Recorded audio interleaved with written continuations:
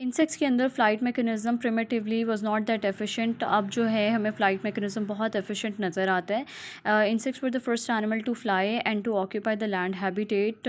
और इनिशियली जो इनके विंग्स थे वो सिर्फ थोरेक्स की लोब लाइक स्ट्रक्चर थे या एक्सटेंशन थी, जिनका काम सिर्फ ये होता था कि they had to protect the legs and spiracles. So spiracles are basically the opening to the respiratory tract. और ये जो लोब लाइक स्ट्रक्चर थे ये इनको हेल्प करते थे कि ये टॉल प्लांट से ग्लाइड कर सकें और टू द फॉरेस्ट फ्लोर या forest litter and that's all. उसके अलावा ये जो फ्लैपिंग टिल्टिंग मैकेनिज़म्स वगैरह हैं और मतलब जो भी अब हमें विंग्स का फंक्शन नज़र आता है ये अब इवॉल्व हुआ है। दूसरा जो काम विंग्स ने करना होता है वो ये है कि इन्होंने थर्मो रेगुलेशन का प्रोसेस करना होता है और बॉडी के टेम्परेचर को मेंटेन करना होता है, which is needed for the process of flight. Flight के लिए ज़रूरी होता है कि बॉडी का जो टेम्परेचर है वो थोड़ा रेज्ड रहे। नेक्स्ट है इंसेक्ट्स के अंदर जो है वो मैकेनिज़्म कितनी तरह के होते हैं। एक डायरेक्ट मैकेनिज़्म होता है और एक इनडायरेक्ट मैकेनिज़्म होता है। इसके लिए ये दो मैकेनिज़म्स हैं। अगर हम डायरेक्ट मैकेनिज़्म देखेंगे तो उसमें हमारे पास दो मसल्स इन्वॉल्व होते हैं, एक बेसिलर मसल्स है और दूसरा डोर्सोवेंट्रल मसल्स हैं। डोर्सोवेंट्रल मसल्स इसको इसलिए कह रहे हैं क्योंकि एक तरफ से डोर्सल साइड से अटैच है और दूसरी तरफ से वेंट्रल साइड से अटैच है। बेसिलर मसल्स इनको इसलिए कह रहे हैं क्योंकि ये बेस के साथ अटैच है। जब बेसिलर मसल रिलैक्स हो जाएंगे और इनके अंदर कोई खिंचाव पैदा नहीं हो रहा तो विंग्स भी रिलैक्स हो जाएंगे, क्योंकि ये विंग्स के साथ डायरेक्टली अटैच है। तो इनके रिलैक्स होने की वजह से क्या होगा कि विंग जो है वो अपवर्ड स्ट्रोक शो करेगा। ये बात याद रहे कि बेसिलर मसल्स और डोर्सोवेंट्रल मसल्स जो हैं ये एक दूसरे के एंटागोनिस्टिकली काम करते हैं, यानी कि if one is relaxing the other will be in a contracted state.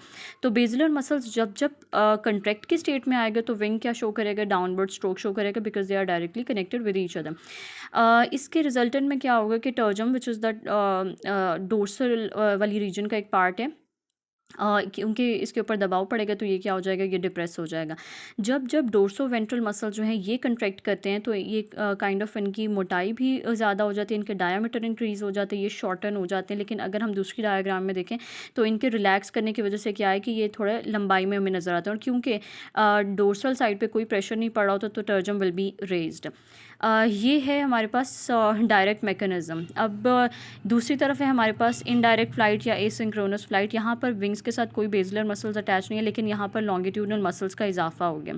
जब जब डोर्सल वेंट्रल मसल जो है वो कंट्रैक्ट करेंगे और मतलब काम दोनों में एक ही होगा, लेकिन दोनों के दोनों मसल्स जो है एक एंटागोनिस्टिकली ही काम करेंगे आपस में। फ़र्क कोई नहीं पड़ेगा। उसका रीज़न ये है कि दोनों के दोनों शॉर्टन भी होंगे, दोनों का डायामीटर भी जो है वो इंक्रीज़ हो जाएगा इन केस ऑफ के जब आपके पास विंग जो है वो अपवर्ड स्ट्रोक शो कर रहा है और टर्जम जो है वो डिप्रेस है उसके ऊपर जब जब दबाव पड़ रहा है।